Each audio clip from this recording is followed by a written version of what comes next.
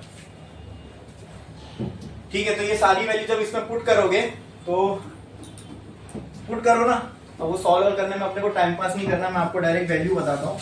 तो आप इसको वैल्यू पुट करोगे, this value comes out to be something 7.33 into 10⁻10 meters. What is 10⁻10? Angstrom. Lambda is equal to 7.33 angstrom. हाँ, ये detectable है, इतनी वेवलेंथ तो हमने डिटेक्ट करी है। लाइट, विजिबल लाइट की होती है, इससे कम भी डिटेक्ट की हमने, एक्सरेज, गामा रेज, तो ये डिटेक्ट की जा सकती है। क्योंकि इससे छोटी भी हमने डिटेक्ट कर चुके हैं, गामा रेज, एक्स रेज, वो इनसे भी छोटी होती है। तो हाँ, ये सब हम डिटेक्ट, ये इलेक्ट्रॉन की हम, अगर ये इलेक्ट्रॉन की वेवलेंथ आ रही है, ये हम डिटेक्ट कर सकते हैं। तो अगर इलेक्ट्रॉन एक वेव है तो उसकी वेवलेंथ ये डिटेक्ट की जा सकती है। बोलो क्लियर है? लेकिन ये सिर्फ थियरी है। डिब्रॉय से किसी ने सवाल पूछा तो उसने फॉर्मूले से ये निकाल के बता दिया कि देखो इलेक्ट्रॉन कितनी आएगी, तुम इलेक्ट्रॉन को डिटेक्ट कर सकते हो, बट उसके पास इसका कोई एक्सपेरिमेंटल प्रूफ नहीं था। आगे चल के 2 साइंटिस्ट जिनका नाम था डेविसन और जर्मर, इन दोनों ने मिलके एक एक्सपेरिमेंटल सेटअप तैयार किया जिसमें उन्होंने इलेक्ट्रॉन की बीम छोड़ी। ठीक है, अगर इलेक्ट्रॉन वेव है तो डिब्रॉय के फॉर्मूले के हिसाब से जो वेवलेंथ इलेक्ट्रॉन की आनी चाहिए वो एक्सपेरिमेंटली भी वैसी आनी चाहिए। अगर डिब्रॉय की बात रियलिटी, एक्सपेरिमेंटल इज रियलिटी ना, एक्सपेरिमेंट हो रहा है मतलब वो रियल में हो रही है चीज। इफ डिब्रॉय की बात एक्सपेरिमेंट से सही, यानी एक्सपेरिमेंट मैच कर गया डिब्रॉय की बात से, इट मींस डिब्रॉय ने जो कहा वो सही है। इसका मतलब क्या? पार्टिकल के पास भी वेव नेचर हो सकता है क्या? यही डिब्रॉय ने कहा। बात का कोर तो उसका यही था कि पार्टिकल वाली चीज के पास भी कौन सा नेचर हो सकता है। लेकिन अगर ये हो गया तो हमारी फिजिक्स को लेके जो सोच थी वो पूरी बदल जाएगी। जो फिजिक्स हम अब तक डेवलप कर चुके थे वो सब आके कटघरे में खड़ी हो जाएगी। अब ये सही है या नहीं, क्योंकि ये सब जो हमने डिराइव किया था सब चीजों को पार्टिकल मान के किया था। अब वो चीज वो है ही नहीं जो हमने उसको माना था, तो हमारी थियरी सही है या गलत?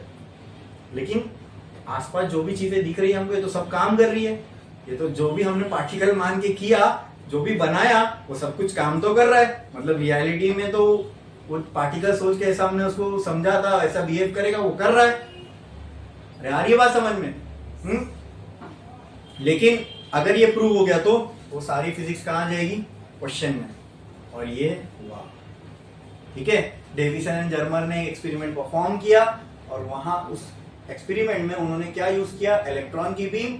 और उस एक्सपेरिमेंट से उनको दिखा इलेक्ट्रॉन का वेव नेचर, इलेक्ट्रॉन वेव जैसा बिहेव करता हुआ दिखा। समझ में आ रहा है? अगर इलेक्ट्रॉन वेव जैसा बिहेव कर रहा है, इसका मतलब इलेक्ट्रॉन के पास कौन सा नेचर है, और इलेक्ट्रॉन को हम कैसा मानते हुए आए थे, तो इलेक्ट्रॉन क्या है फिर? अच्छा, इलेक्ट्रॉन अगर पार्टिकल नहीं है तो फिर एटम? क्या एटम ठोस है? तो एटम भी वेव है। अगर एटम ठोस नहीं है तो क्या मॉलिक्यूल ठोस है? पार्टिकल नहीं है।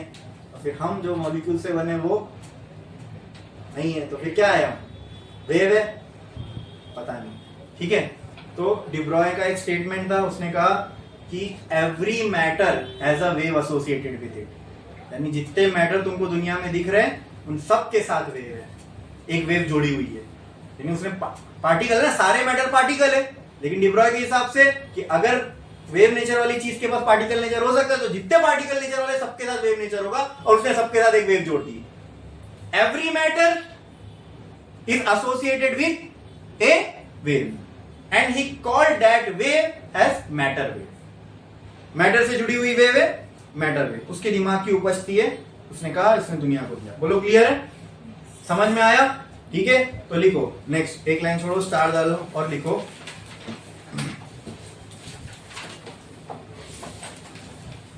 बुक में खाली डिब्रॉय दिया हुआ है, मैंने पूरा नाम बताया लुईस डिब्रॉय। ठीक है, क्योंकि एक और नाम था, उसका बड़ा भाई था माइकल डिब्रॉय। अभी ये मैंने कहानी सुनाऊं, सही है या पता नहीं। Louis de Broglie was actually a student of humanities, मतलब वो आर्ट्स का स्टूडेंट था, बट उसको इसमें उसका बड़ा जो भाई था Michael de Broglie, he was a physicist. ये बात लेकिन लुईस डिब्रॉय ने कही है। ठीक है, तो इसमें सिर्फ डिब्रॉय लिखा हुआ है, मैं आपको पूरी वो बता रहा हूँ, ये सुना था मैंने। तो अच्छा, जब उसकी बात सही साबित हुई, मैंने कहा ना हुई आगे सही साबित, तो भाई की बात से तो पूरी तहलका मच गया, उसको नोबेल प्राइज मिला। आर्ट्स का स्टूडेंट फिजिक्स में नोबेल प्राइज लेके चला गया।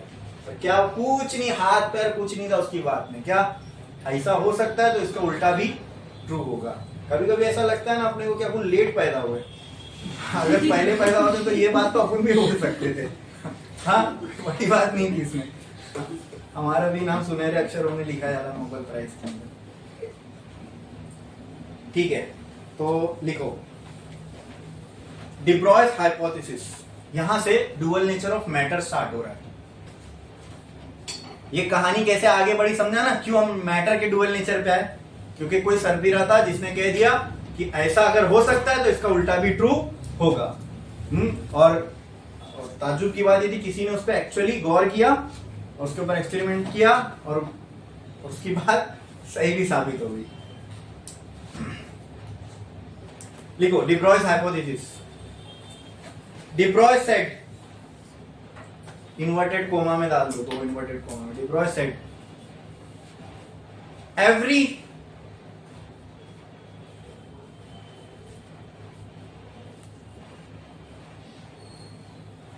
Matter particle has a wave associated with it.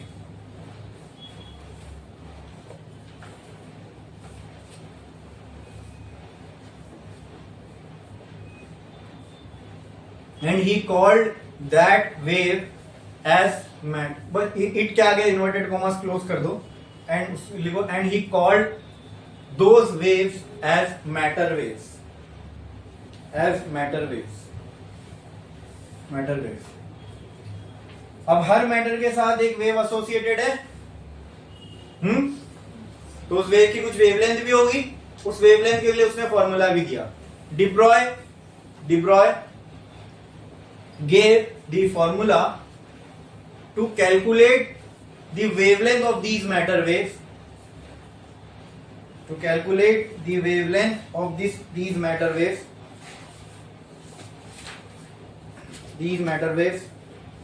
which is as follows,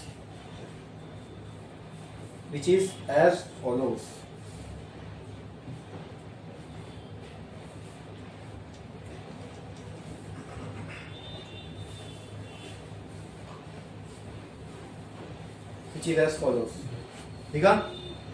नीचे लिखो क्या है वो formula, lambda is equal to h by p, lambda equal to h by p. इसका डेरिवेशन करने की कोई जरूरत ही नहीं है ना, ये तो हमने पहले डिराइव कर चुके थे पी के लिए, तो बस खाली पी और लैम्डा की प्लेस को चेंज कर दिया हमने।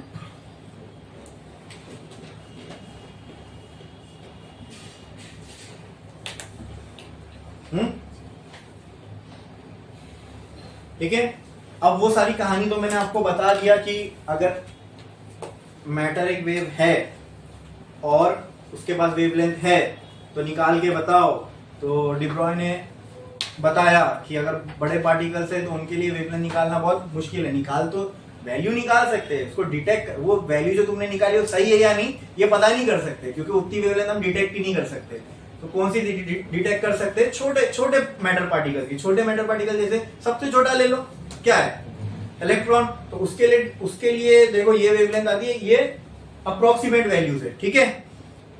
बट हाँ, आइडिया इससे ये मिल गया कि इलेक्ट्रॉन जैसी चीज के लिए हम ये वेवलेंथ, अगर है वेव पार्टिकल तो ये वेवलेंथ डिटेक्ट की जा सकती है। किन किन पार्टिकल्स के लिए? इलेक्ट्रॉन जैसे पार्टिकल्स के लिए। बोलो क्लियर है? हाँ कि ना? समझ में आया? ठीक है। तो कुछ फॉर्मूला उसने सजेस्ट किए। अब इलेक्ट्रॉन एक मूविंग पार्टिकल है, और अकॉर्डिंग टू डिब्रॉय कि ये जो हमने लिखा है ना कि there is a wave associated with every matter particle, ठीक है। तो उसको आप ऐसा भी लिख सकते हो, there is a wave associated with every moving particle, ठीक है। एक ही बात है, पार्टिकल मूव हो रहा है, उसके पास वेलोसिटी है, वेलोसिटी है तो मोमेंटम होगा, ठीक है। तो ये फॉर्मूले में मोमेंटम आ रहा है ना, अगर रेस्ट पे होगा पार्टिकल तो उसकी वेलोसिटी क्या हो जाएगी? जीरो, मोमेंटम जीरो, ये क्या आ जाएगा? इंफिनिटी। तो डिटेक्ट नहीं कर सकते। तो इसको ये बोलना ज्यादा करेक्ट होगा कि every moving particle has a wave associated with it, ठीक है। लिख लो, उसका एक और फॉर्म लिख लो ऊपर, डिब्रॉयज हाइपोथेसिस, उसमें वापस से ऐसा लिख लो, every moving particle has a wave associated with it and is called as matter wave, called as matter wave. तो दिख रहा है ना आपको ये वेवलेंथ के फॉर्मूले में क्या आ रहा है? मोमेंटम। और मोमेंटम किसी चीज के पास तभी होगा जब उसके पास वेलोसिटी होगी। वेलोसिटी होगी मतलब वो मूव हो रहा होगा, बराबर? ठीक है ना? क्लियर है? चलो पहले एक काम करते हैं हम लोग, ये जो वेवलेंथ के फॉर्मूले है इलेक्ट्रॉन के लिए, इसको थोड़ा सा मॉडिफाई करते हैं, क्योंकि इलेक्ट्रॉन जैसी चीज के लिए हम ये वेवलेंथ को डिटेक्ट कर सकते हैं। ओके, तो लिखो, एक लाइन छोड़ो, स्टार डालो, लिखो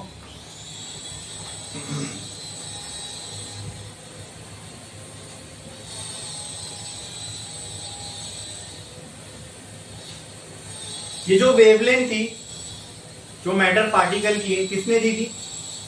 कि ये वेव, अगर मैटर पार्टिकल एक वेव है तो उनकी एक वेवलेंथ होगी। किसने कहा था? डिब्रॉय ने। इसीलिए इस वेवलेंथ को हम डिब्रॉय वेवलेंथ भी बोलते हैं। बोलो क्लियर है?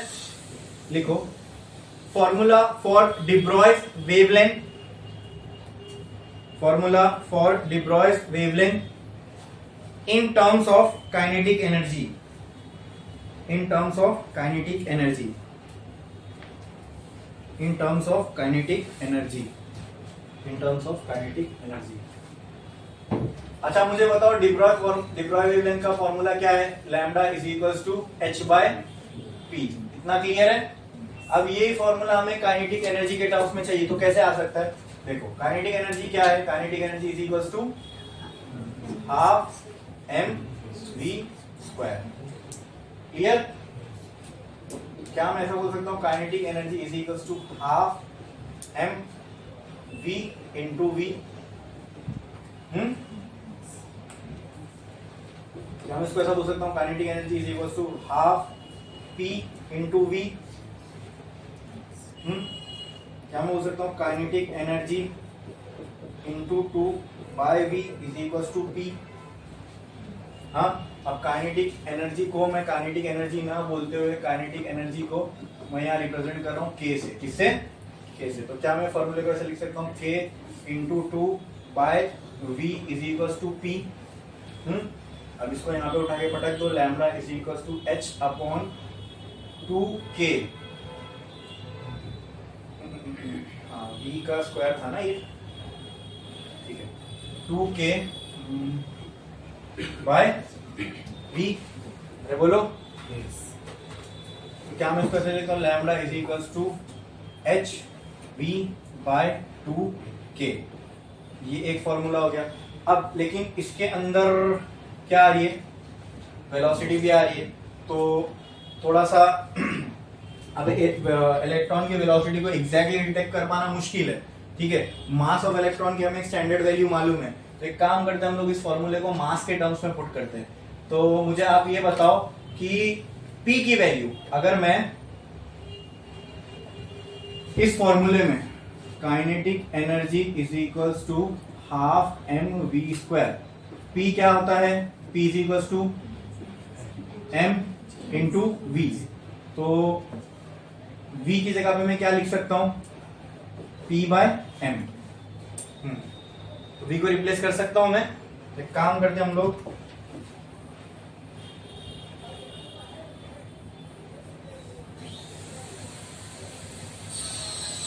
इस इक्वेशन के अंदर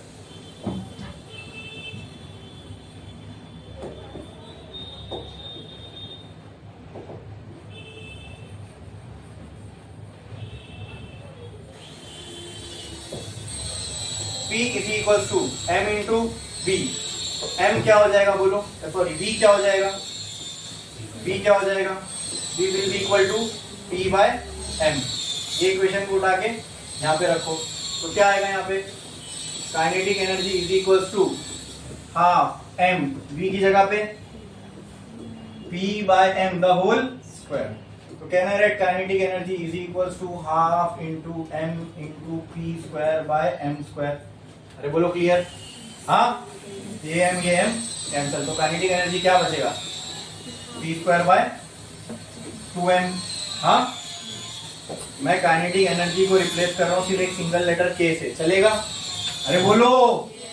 तो कहना है k is equal to p square by 2m। तो कहना है p square is equal to 2km।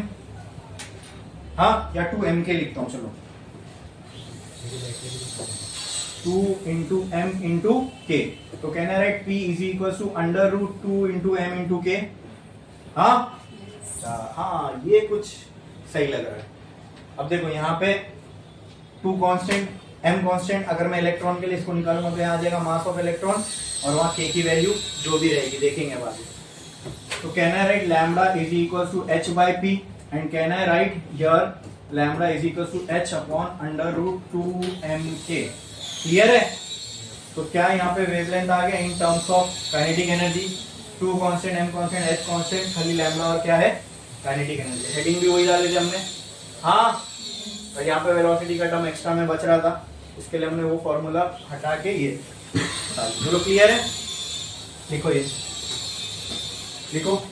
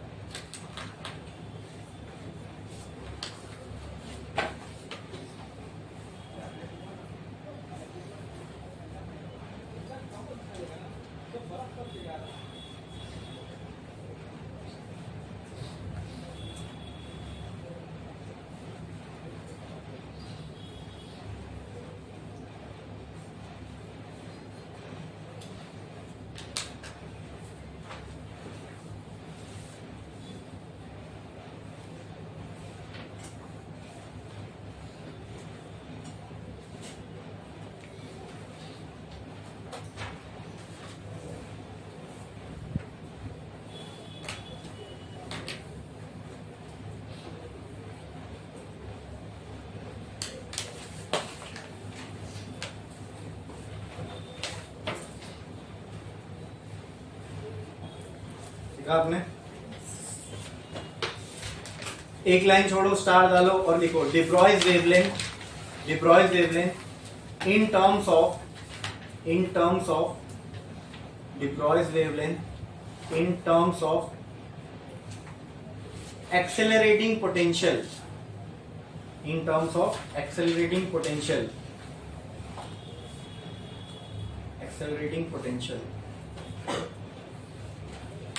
Bracket में लिखो v of a charge particle, of a charged particle.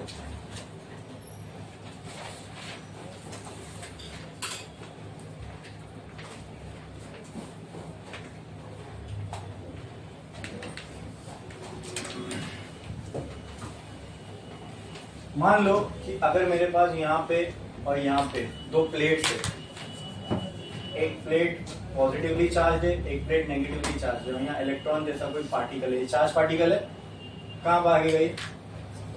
Positive की तरफ। क्या हमने देखा था कि जितना ये ज्यादा होगा और जितना मतलब इन दोनों के बीच में पोटेंशियल का डिफरेंस जितना ज्यादा होगा, ये भी पकड़ लो ज्यादा है, ठीक है, तो ये रिपल करेगा और ये उतना अट्रैक्ट करेगा। ये जो एनर्जी होगी किसके फॉर्म में होगी? इलेक्ट्रिकल एनर्जी, इलेक्ट्रिक फील्ड के फॉर्म में। और इलेक्ट्रिक फील्ड के फॉर्म में जो एनर्जी होती है उसको क्या हम इससे डिनोट करते थे? V is equals to work done per unit charge। हाँ याद है? तो यहाँ पे मैं इलेक्ट्रॉन ना बनाते हुए खाली चार्ज बना रहा हूँ, तो वर्क डन का फॉर्मूला क्या हो गया इसके लिए? V Q। क्या ये वर्क डन एनर्जी ही है? हाँ, जो किसकी वजह से बनी? इलेक्ट्रिक फील्ड की वजह से। तो जितनी ज्यादा यहाँ पे इलेक्ट्रिक फील्ड होगी, क्या ये उतना ज्यादा स्पीड से यहाँ मूव होगा, ऐसा बोल सकता हूँ मैं? सोचो ना कि अगर ये पोटेंशियल डिफरेंस ज्यादा से ज्यादा हुआ, यानी अगर यहाँ पे पॉजिटिव पोटेंशियल बहुत ज्यादा है, ठीक है, हाँ, और इन दोनों प्लेट्स के बीच में पोटेंशियल का डिफरेंस भी ज्यादा है, तो उसकी वजह से क्या होगा? ये इलेक्ट्रॉन कहाँ भागेगा? पॉजिटिव प्लेट की तरफ भागेगा। और जितनी एनर्जी इलेक्ट्रिक फील्ड में ज्यादा होगी, उतनी ज्यादा इस इलेक्ट्रॉन को उतनी ज्यादा एनर्जी इस इलेक्ट्रॉन को मिलेगी, और उतनी ज्यादा एनर्जी से किसकी तरफ जाएगा? पॉजिटिव की तरफ जाएगा। क्या ये इलेक्ट्रॉन मूव हो रहा है? क्या इसके पास वेलोसिटी होगी? बोलो। लेकिन अगर मैं ये पोटेंशियल को बढ़ाते जाऊं तो उससे क्या होगा? एनर्जी इन इलेक्ट्रिक फील्ड बढ़ती जाएगी। देखो, पोटेंशियल बढ़ेगा, ये एनर्जी बढ़ेगी कि नहीं बढ़ेगी? वर्क डन ऑन इलेक्ट्रॉन बढ़ेगा। जितना ज्यादा इसके ऊपर एनर्जी बढ़ेगी, क्या उतना ज्यादा वेलोसिटी से ये मूव होता जाएगा। यानी एक सेकंड में मैंने पोटेंशियल किया 1, फिर 2, फिर 3, फिर 4, जैसे मैं पोटेंशियल की वैल्यू बढ़ाते जाऊं, क्या इलेक्ट्रॉन की वेलोसिटी बढ़ती जाएगी? बोलो। क्या वेलोसिटी के टाइम के साथ चेंज होने को एक्सेलरेट होना बोलते हैं? तो कहने से इलेक्ट्रॉन एक्सेलरेट होगा। ये एक्सेलरेशन इलेक्ट्रॉन का किसकी वजह से हुआ? पोटेंशियल के चेंज की वजह से। इसके लिए हम इस पोटेंशियल को एक्सेलरेटिंग पोटेंशियल भी बोलते हैं। क्या बोलते हैं? यानी ऐसा पोटेंशियल जो चार्ज पार्टिकल को एक्सेलरेट करवा सके। कहीं भी हो सकता है ये। दो बैटरी के भी, अगर दो प्लेट्स लिए हमने, एक बैटरी की तरह ही तो काम कर रही है ना, बस बैटरी के चार्ज को स्टोर करके रखता है। ये इसके अंदर चार्ज और स्टोर नहीं होता, जो है जब पोटेंशियल डिफरेंस देते हैं तो चार्ज का फ्लो स्टार्ट हो जाता है। बोलो क्लियर? और दो प्लेट के बीच में क्या बनती है? Electric field. तो जो हम एनर्जी दे रहे हैं इलेक्ट्रिक फील्ड में, क्या वही एनर्जी कन्वर्ट हो रही है काइनेटिक एनर्जी ऑफ इलेक्ट्रॉन में? ये हमने पहले भी देख चुके हैं।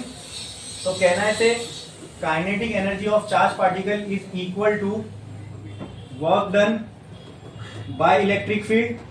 हाँ, तो कहना है से kinetic energy will be equal to V into Q, क्योंकि energy work done by electric field हमें यही आया, V इंटू Q।